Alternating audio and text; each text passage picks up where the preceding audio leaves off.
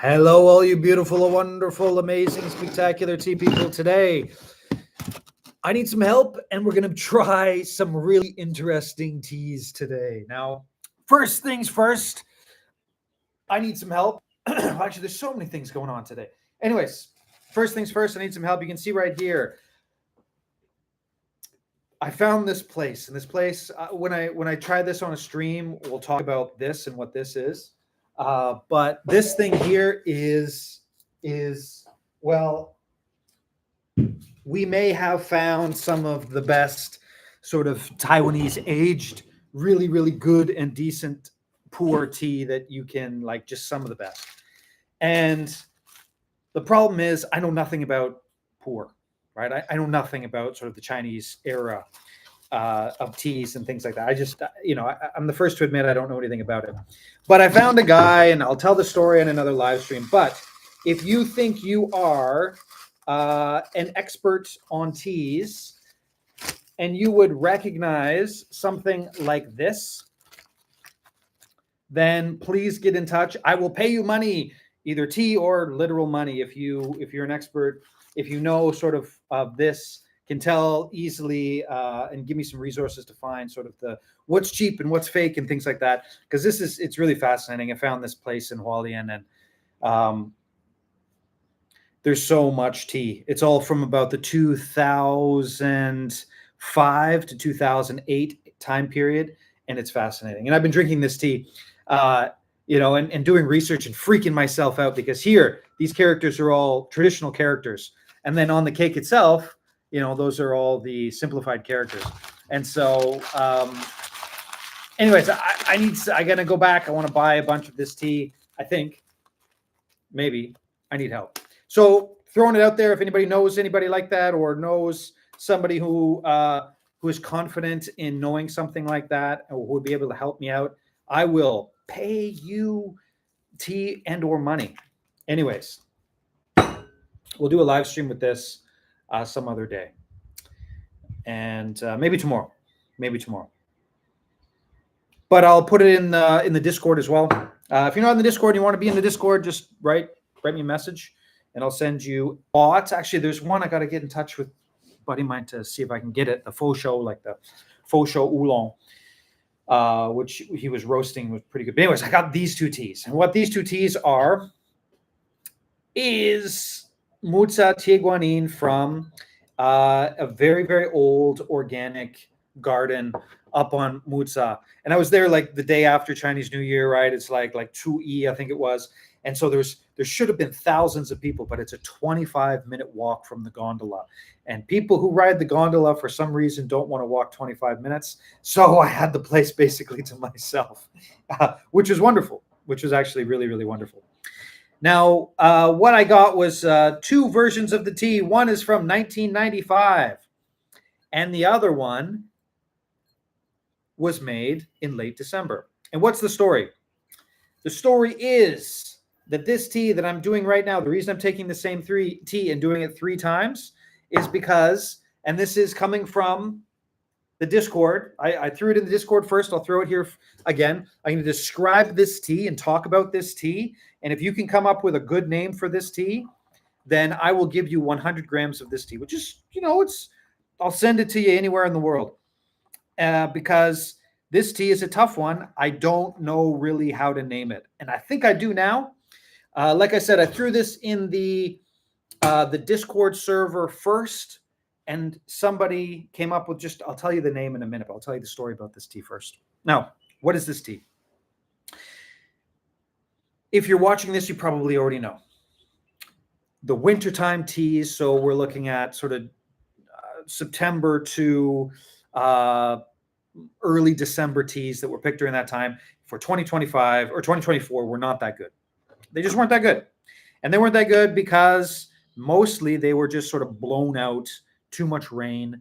Now, they're okay. It's not like they're terrible. It's not like they're awful, but they're not as good as what they were last year, and they weren't as good as sort of the springtime teas.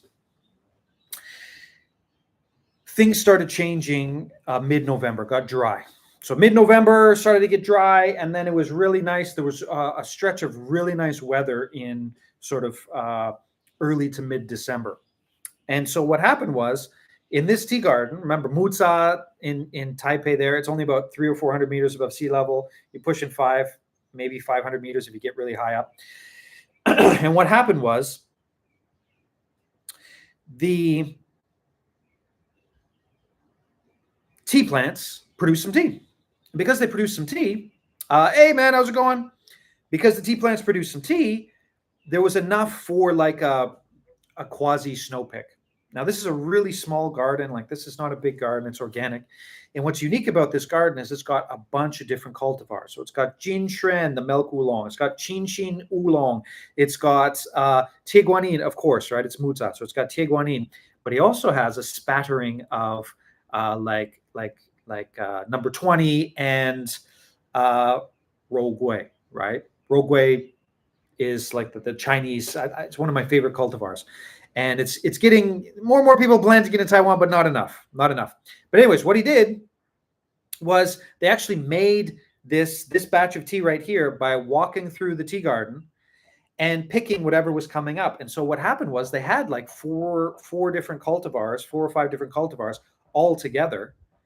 And then they made the tea with those cultivars. Now, here's the kicker. Here's what makes it kind of tough.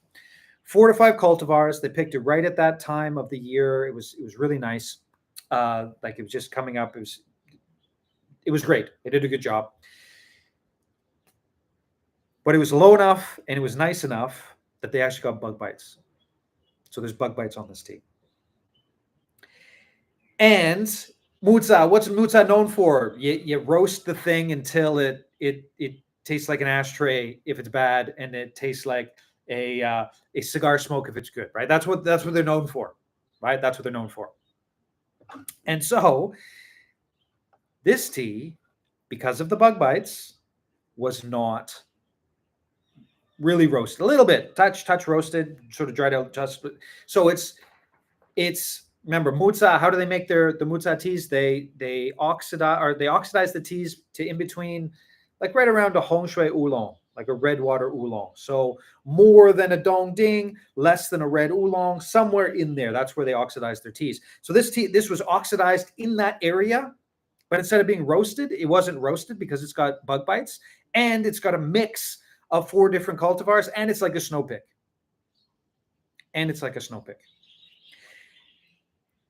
How do I fit that on a label? How do I get a poetic name for that encompasses all of that? How do I name it? How do I put that on a label, right? And so I threw this in the Discord. I said, okay, whoever can name the tea gets 100 grams of this deal. Send it wherever in the world if you got the name. But somebody, actually, I think it was one of the first or second people that came up with an idea.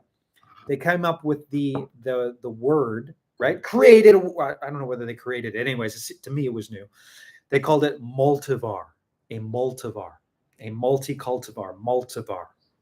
So I think what I'm going to call it is like a honeyed Multivar Muzha red oolong snow, and I'll throw snow in there if I can. I'll see if I can fit it on the label. But that's sort of where I'm going with that, the name of this tea. And to bring it all back to the original question of why I put the same tea in three different bowls like this, because I actually want to see whether, because it's got different cultivars, I want to see what the difference is between sort of these three different bowls. And I want to see if there is like a noticeable change in the taste. Obviously, when you have 4 different cultivars of varying, whatever you want to call it, does the snow pig character show in roasted teas? I've only tried one snow-picked roasted tea in my life. There's still a touch left on the site. Did it show in the roast? Yes, but only if you were really, really looking for it. Only if you knew roasted teas really, really well, and you were like, okay, I'm gonna really, really try and get this. That was the only way you could do it. Generally speaking, especially with, like, I got in the Snowpick Pear Mountain, you'd never roast that tea, never. It's just too rare, too special. The flavor of it is just so amazing. This weekend, I think there's 8 teas that I'm going to have. There is This tea here, this is the 30-year-old version of this tea. So there's going to be the Multivar here. Then there's going to be the aged Muzha. There is going to be the Snow Pick Pear Mountain. There's going to be the Snow Picked Four Seasons. There's the return of Dark Floral GABA. There is also the 2006 Oolong. There is also the 1970s Oolong and the 1981 Wui that I've got in the shop. Those will be 10% off because they were out of stock and I got them back in stock. So however many that was, they'll all be released on Sunday. And so that's going to be kind of a fun one. And just doing announcements again. If you can help me figure out Puer, right? If I can get a Puer shop, take a picture of the Puer, and you can help me, give me some basics, some backgrounds, how to tell the difference, I will pay you money. This thing here, you can see this tea. It is absolutely a beautiful tea. It's gorgeous. I was able to get it, pretty sure for a pretty decent price. It's 2004. The story. The outside is traditional characters. The inside is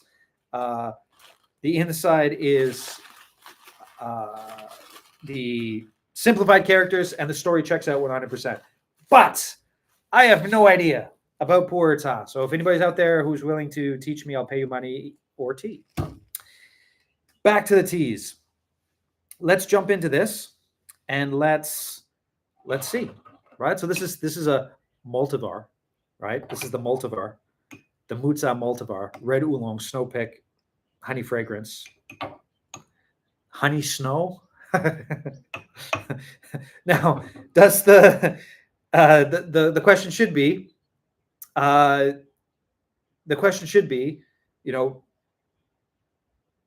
it taste like snow? You know what? I don't think I have to put in the snow name. I'm thinking about it right now. It's not that the nature of it, the elevation's too low. So it's not, and it was in December, not in January. So the elevation of it is not too snowy. So I think I'm going to take the snow. That'll help with the label. Will there be any more herbal teas? Oh, yes.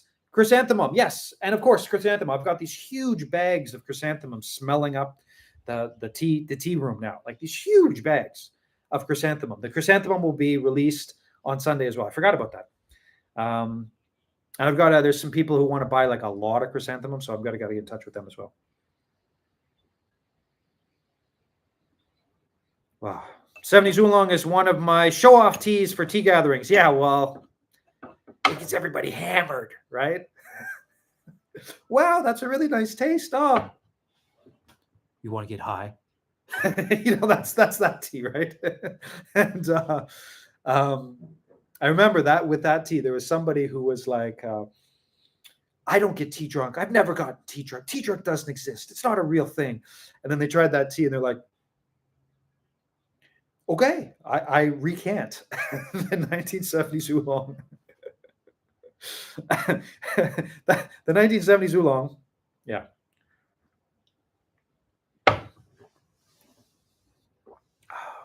So with this tea, it's like, again, like I said, it's this weird mix. It's so hard for me to name. It's this weird mix with this beautiful aftertaste. Like this one's got like a chin aftertaste with, I think there's a touch of Rogueway in the upfront.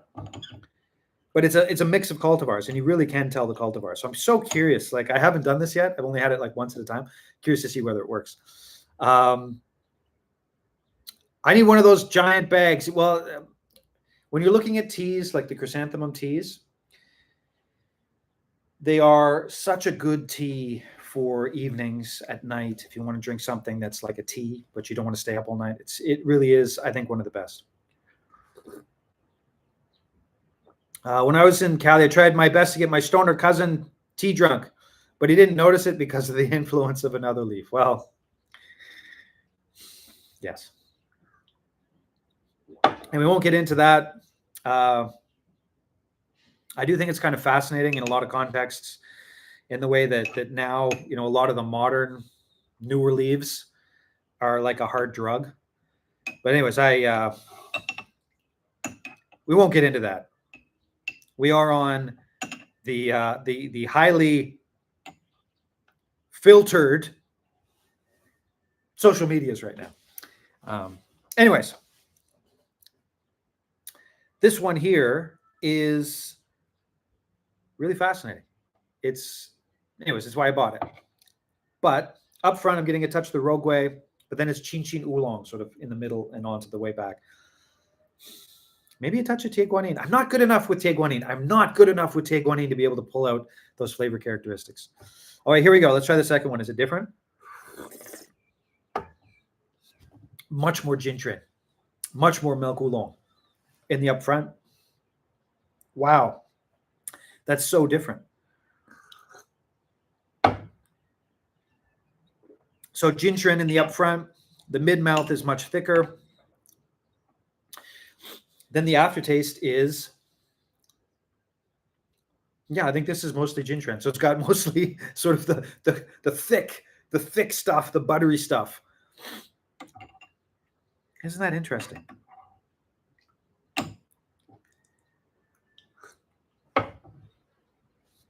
Isn't that? I mean, that's fun, right? I mean, you guys saw like this is the tea. You saw me. I scooped it out of the big bag, and so even the leaves in here are sort of different colors. The leaves in here are different colors, so I bet you can pull out the different colored leaves. There's variation in the leaves here. Maybe you could pull out the teas or just chew on them and see if you can actually pull out the different cultivars. Now, generally speaking, the only other place that would have multivar, I mean, that word was worth a lot.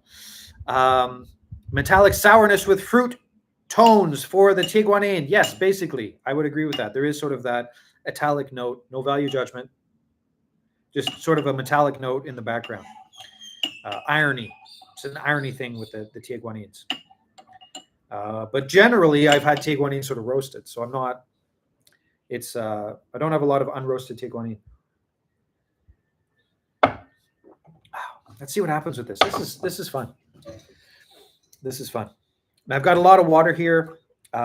Speaking of tea drunk, I'm gonna go and I'm gonna drink the 30-year-old version of this tea shortly, and that one's got a kick.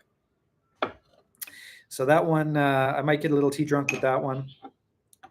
Oh, wait, here we go. Here's the third version of the exact same tea. Now, again, this is a tea that is made with between 4 and 5 different cultivars. He wasn't quite sure because when you're going through, like, remember what happened was there was some growth that came up, but he had different patches in his garden. And there wasn't one cultivar patch that had enough to really do a production. So we just picked them all, put them together, and made this tea. So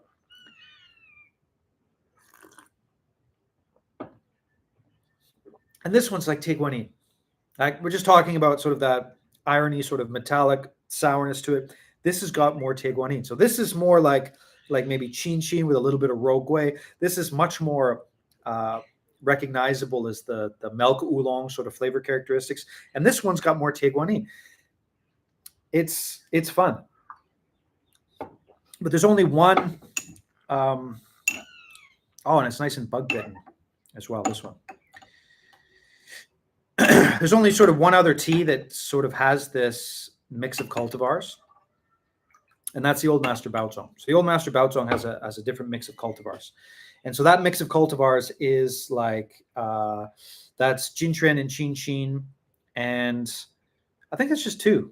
Anyways, you can taste that one's all mixed together so much that you can't really taste the difference too much between those 2. But that's that one. Much more Tie Guanyin. Well, that's where we go. So again, if you want to make an attempt at naming this tea, and throw it in the comments. And but I think it's going to be hard to beat Multivar, right? I don't exactly know how I'm going to do the Multivar. I don't exactly know how I'm going to make that work, but I think it's going to be really hard to beat Multivar. I think it's going to be really hard to beat Multivar. But if you want to jump in and attempt it, please go for it. The winner, whatever I use to name this tea, the winner will get 100 grams of that tea. I really got to turn that off. Sorry that in YouTube, if I go like this, then it bubbles a thumbs up. I've known people who can tell if it's Anshi or Muzha due to the fruit note, but I'm not at that level yet. I don't think I've had an Anshi Tieguanin. I would like to, but I could probably tell the elevation in Muzha of a Tieguanin.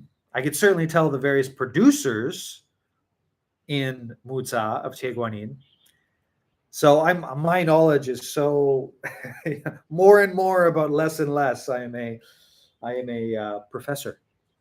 I'm a professor when it comes to Taiwanese teas. And anyways, this is a fun tea. This is kind of a specialty. So I'm actually going to light the tea on fire here and get it to gently boil as I have this tea.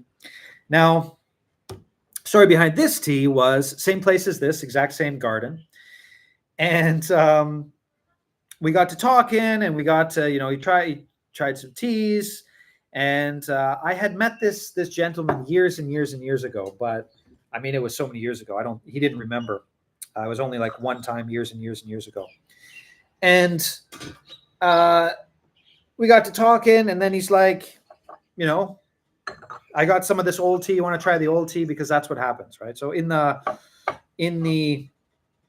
on the site, there are the teas that are called the back room teas, and they are password protected. And the reason that they're password protected, those teas, the reason they're password protected is because they're teas that perhaps not everybody might appreciate the value, the cost value to those teas. The password is just welcome. If you're actually watching this and you're still into it, you want to get in and see those teas, go for it. It's called welcome. Welcome is the password to get into that spot. But those are teas that are, kind of expensive, and they are, in my humble opinion anyways, the top, the Pareto distribution, 1% of the 1% type of teas for Taiwan. And you pay for them. They're expensive. And the way it works when you go see somebody is first they'll offer you some greenish oolong, right? Like, I just want green tea, like oolong or green tea, just green tea. Give me the green box. Okay. Now, if somebody passes that test and they say, oh, yeah, okay, I know this cultivar, I know the season, blah, blah, blah. Next comes out some roasted teas or some darker teas. And then if you pass that test, then it's, here's my experiment. Here's my experiment.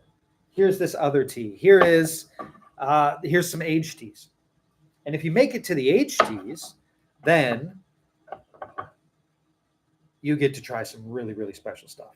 And that's sort of the backroom stuff. Now, that's what this tea is. And it was funny because this tea has got a kick. Like, it's got a kick. This is not it's not a soft tea. Let's put it that way. And because it's old, I'm going to give it a quick wash, right? So I'm going to give it a quick wash here because it's an old tea. And I was drinking with this guy who's now, I consider him a friend after that conversation. And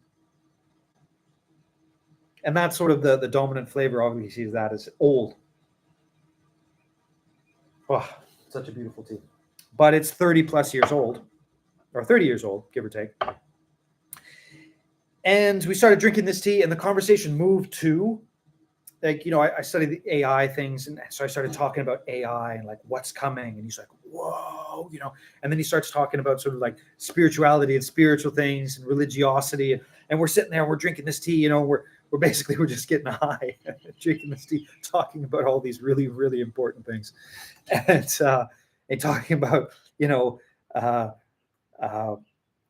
obviously because, I can speak Mandarin and English. I've got ideas about sort of global things that organic tea farmers usually don't get access to. Blah blah blah blah blah blah. So we're having this deep conversation, and the reason is because we're kind of high. We're kind of tea drunk, and obviously at the end of drinking this tea and figuring out what it was, I was like, okay, how much will you sell me? Basically, I bought all that I could of this tea because it wasn't that expensive. And it's just one of these teas that you can just keep on the shelf. and it'll just be there forever. It's never going to go bad as long as you store it correctly, and it'll just keep getting better with age. Now, what is the story behind this tea? It's just an old Muzha tea guanyin that they found, that they had up there, and brought it down. I guess he was saying they only really brought it down about 6 months ago, and then just started selling it. And he's been selling it to some people, but I was laughing and I was calling it a Taiwanese show Puer. And the reason I call it a Taiwanese show Puer is because this particular tea, and I don't know what it is about that area. Maybe it's because it's so hot, so cold, so wet. So the earth there is really, really thick clay, but very, very, it's sort of thick clay, but really, really fertile. So like you've got like Shanlin Shi's got that really thick clay, but it's not that fertile. Whereas this area is lower elevation. It's just so fertile. It's thick. Fei. Like that's what they Fei. Anyways, in Chinese you'd use the word Fei, which means you could say fertile, but it's got lots of different meanings for Fei. Abundant. Anyways, things like that. And so when you age a tea in that area, it gets, after this is 30 years, it gets like a real show puer sort of characteristic to it. Really sort of thick, old flavors, right? So thick, old flavors. And earth, right? I'm literally tasting, like I was joking with them when I first when I first sampled this tea. I joked with them and I said, "Oh, tastes like dirt," and it does. It tastes like the dirt of Muzha, right? In a good way. I'm not saying in a bad way. It tastes like the dirt in Muzha. Is it better than the 70s? Honestly, I haven't had the 70s oolong probably for a couple of years. It's probably been a couple of years since I've had the 70s oolong. I mean, it's not an everyday tea. It's not like I drink so many different teas. I don't really need to. Thankfully, my life is going okay, so I don't have to get high drinking teas. It's going okay. I mean, January was a rough month, but again, that was like, I'm not complaining about it. It was just a wake up call. And so for me, this tea is like, well, we'll see, won't we? It's a great question. Does it get you as high as the 70s tea? Let's see. We'll try it out. I don't know. I should be using euphemisms for that. But in Chinese, they use the English word high. So like if you get a kid sugar, you say, "Oh, ta hen high," like the kid is high. So they actually do use the English word for that type of experience, which is pretty funny.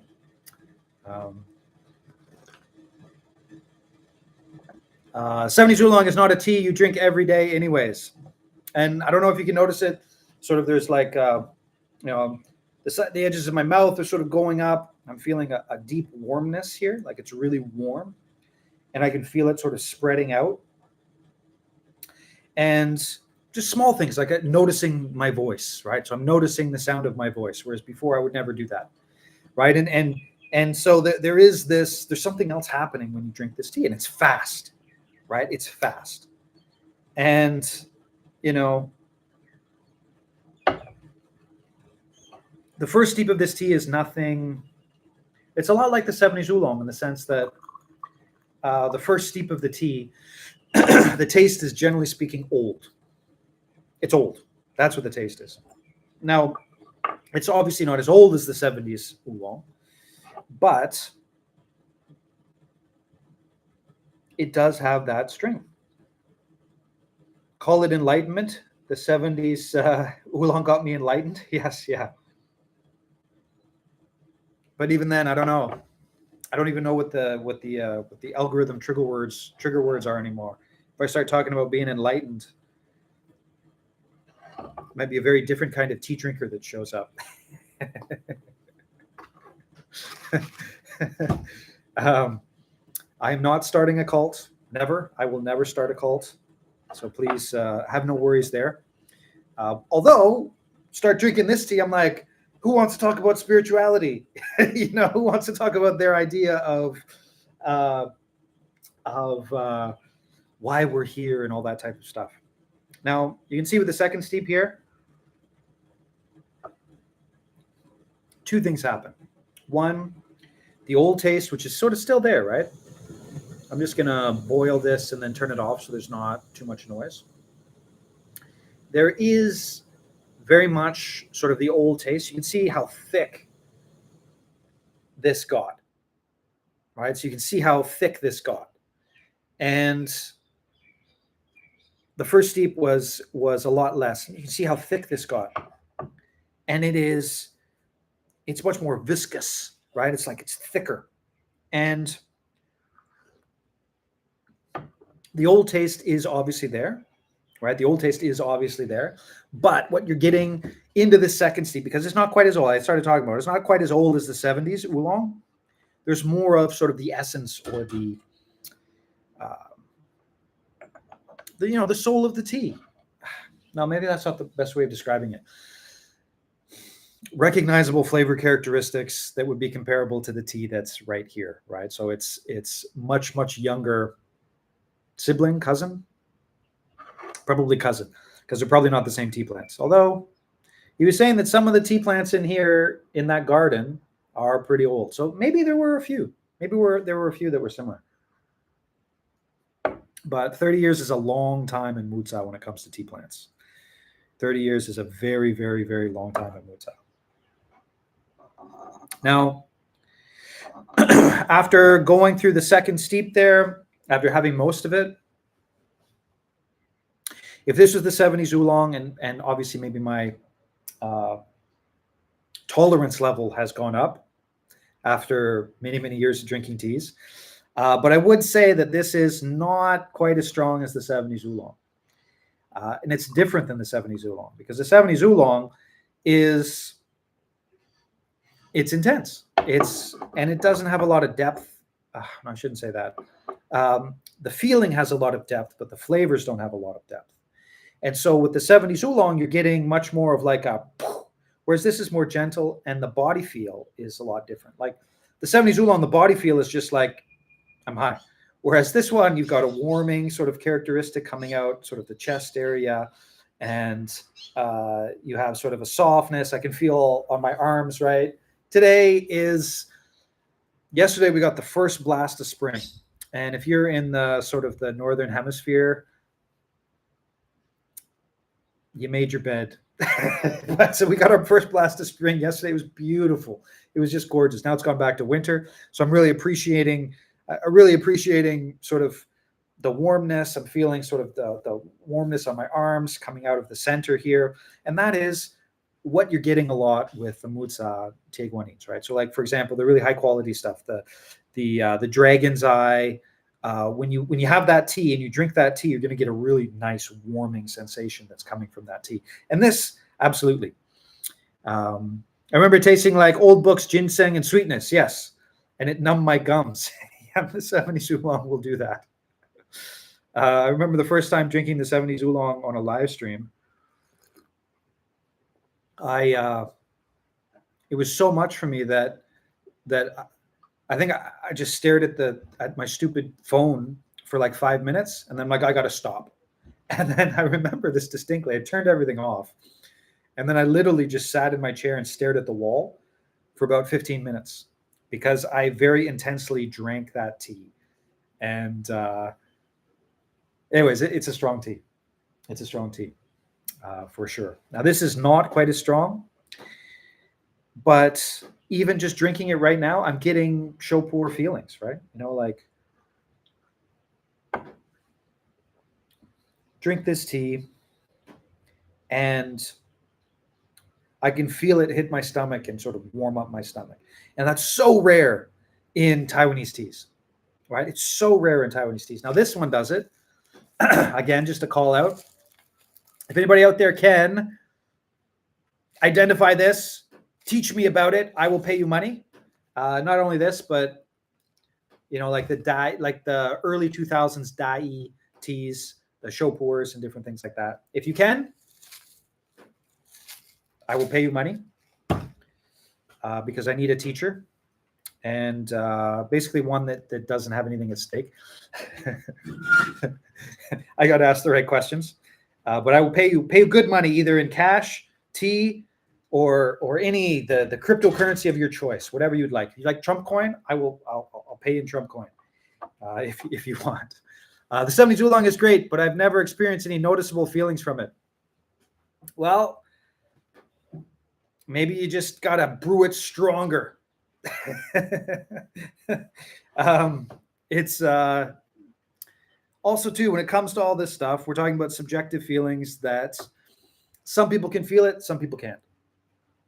Some people can feel it, some people can't. And most of the time when you have things like that, the vast majority of the time when you have things like that, for me anyways, personally, I sort of go, oh, that's BS, whatever. Like somebody read it about something, no.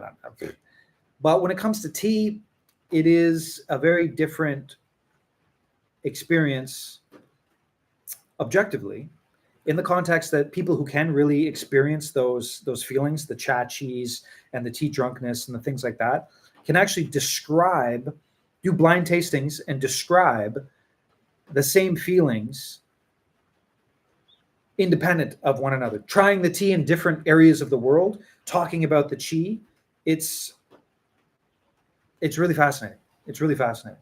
And so people can actually experience those things objectively.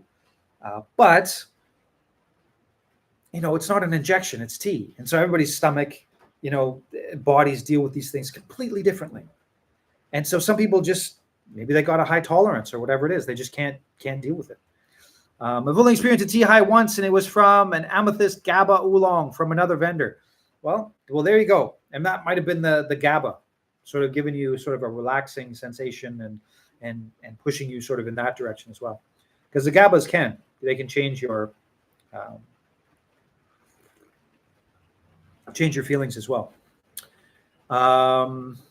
It looks like a show. I may need that when I come back to Cali. Oh yeah, it's a show. It's a show Puer. No, I know. I know it, right? And I know the story behind it. This tea right here. I don't know. When I started this video, I did a spiel about it, but as far as I can tell, this is about as authentic as you can get in a way that is so unique. I think I found a place that might be, for people who love these types of teas, they would just affordable, and like from the time this guy bought it, he stored it, to now it's been in the same place. I know the store, the teas have not really moved. It's like a museum, and it's this old guy sitting with his dog who's very disagreeable. Basically everybody in town doesn't like him if they drink tea. And so I know these teas have just been sitting there for a very, very, very, very long time. And the story checks out in every way. And so I just need somebody to help me understand all of these teas. That's it, basically. Yeah, my cousin who's heavy into another leaf can't feel it. Just depends on your body and what you do. Absolutely. Like right now, so you can see this tea, and you see how thick it is, right? You can see it in the light, this color coming off of it. You would never get this color from a fresh Muzha tea guanyin, never. It's going to be much lighter or redder, for lack of a better way of describing it. Anyways, this is the tea. This is like a shopuri thick sort of color coming off of this. And it's so beautiful red. Like it's you only get this color off of aged teas in Taiwan if they are authentic and really, really old. Right? If they're authentic and really, really, really old, that's when you get this color. And this color is so beautiful. It's gorgeous. And I'll tell you, the rain's coming in. Yeah, it's so red. The rain's coming in, and I don't know if you can hear it on the live stream. It's cooling down. There's a little bit of the breeze. All my bees are flying in. I don't know, girls, what were you doing? It's a cold day. I just fed them yesterday, and but all the bees are coming home, and because I'm drinking this tea, I'm so warm. Really, I just so warm. It's so nice. But this tea will be released on Sunday as well. And it's not as strong as the 70s oolong. Not at all. It's got body feels. It's making me sort of happy, light. 70s, with the 70s oolong, I mean, you can't talk. Like, you get to the certain point where you're just, like, anyway, for me anyways. And so this one is much softer, but it's still got a little kick to it. It's still got a little kick to it. You're definitely feeling it. But the more I drink this tea, the further I get into drinking it, I can just feel it moving up. So I can feel it moving up my body. It's nice. I enjoy it. I really do. I can't believe how much I enjoy it. I think right now, this is my favorite aged tea.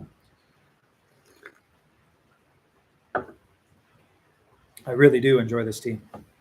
But I'm not going to be wanting to drink this tea. You can see sort of an oranginess to it, like this thickness, the age coming off of it. I don't want to drink it in the summertime. No summertime drinking of this tea. If I drank this tea, and it's hard to even think back to it, but when I'm out here doing the live streams at like 8 o'clock in the morning and I'm just sweating because it's so hot, if I drank this tea, I think I would pass out. I'd literally have to have an IV, the amount of sweat that would come off my body drinking this tea outside in the summertime. It's so warming. It's beautiful.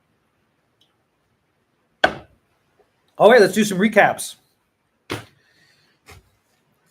Whoever can teach me about show Puers from the early 2000s to mid 2000s to late 2000, like the noughties or whatever, about 2004 to 2010, in that area. If you're an expert on Chinese teas from that area, please get in touch. I'll pay you money. I want to learn, because I think I got access to some Taiwan aged really special teas.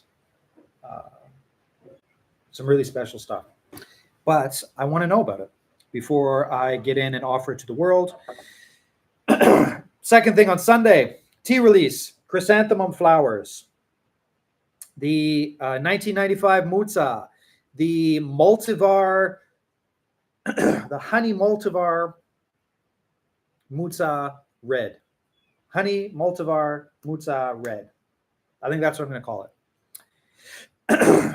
Here, there is the Snow Pick Four Seasons. There is the 2006 Wui, which is sort of like a melted fruit butter. Anyways, really fascinating tea.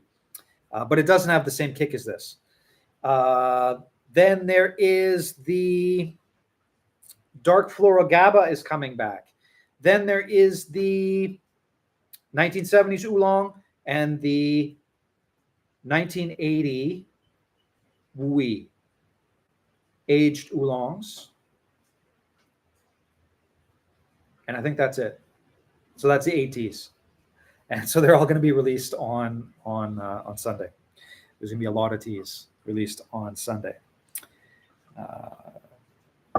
It's just sort of that time of year where there was a break. Everybody had their break. And now everybody bought a lot of tea. And now I'm out of tea. So I got to bring in a bunch more. 9. Snow Pick Pear Mountain. What tea? Yeah, drink that tea when you're in Canada. It might warm you up. Well, I don't. Actually, we were having this conversation. We were having this exact conversation in my family the other day. Because we thankfully have a yearly trip to Canada in the summertime now. But, kids are having a FaceTime with their grandparents. They got this much snow. Grandpa was out there with the snowblower, and kids are like, we should go back to Canada. I said, what do you do if you go back to Canada in the wintertime? And the kids are like, well, what do you do? And I said, nothing. You stay at home. You might spend half an hour to put on a bunch of clothes and go for a walk in the snow for 30 minutes, get cold and come back for hot chocolate and then turn on the TV. That's all you do in Canada in the wintertime, right? There's nothing you can do. I guess you go, that's not true, right? Like if you like rock climbing, the rock climbing gyms, I'm sure, are heated, and there's various things you can do, right? There's sports and things, but not like in the summertime. Not like in the summertime. It was hard for the kids to really wrap their heads around. So anyways, what's the point of that? No, we don't go to Canada in the wintertime. Maybe after swims in the lake. But even then, this is so warming. I don't think I would drink this in Canada at all in the summertime. So what, July and August, I don't think I'd drink this tea in Canada. But no, June, July, and August, I wouldn't drink this tea. But probably mid-September, I'd start. It is now my favorite aged tea for the moment. And you see how thick it is. It's awesome. And it's so many steeps, right? This is a lot of steeps that I'm getting out of this tea. Anyways, that's it for now. I will probably do another live stream Thursday or Friday. If you have any questions about any of this stuff, let me know. Also, too, naming this tea. If you want to try and name the tea, you can win 100 grams of it. But like I said, there's a brilliant person that came up with the Multivar term. And so that person's in the lead. But certainly by the weekend, we'll have picked a winner, and that person will get 100 grams of this tea here for free. As I'll tell you, so many words, I couldn't fit it on the label. Anyways, that's it for now. If anybody has any questions about any of this stuff, throw it in the chat, get in touch. And wherever you are in the world, I certainly hope you have an amazing morning, night, evening, all that type of stuff. Thank you for watching, and we'll see you next live stream.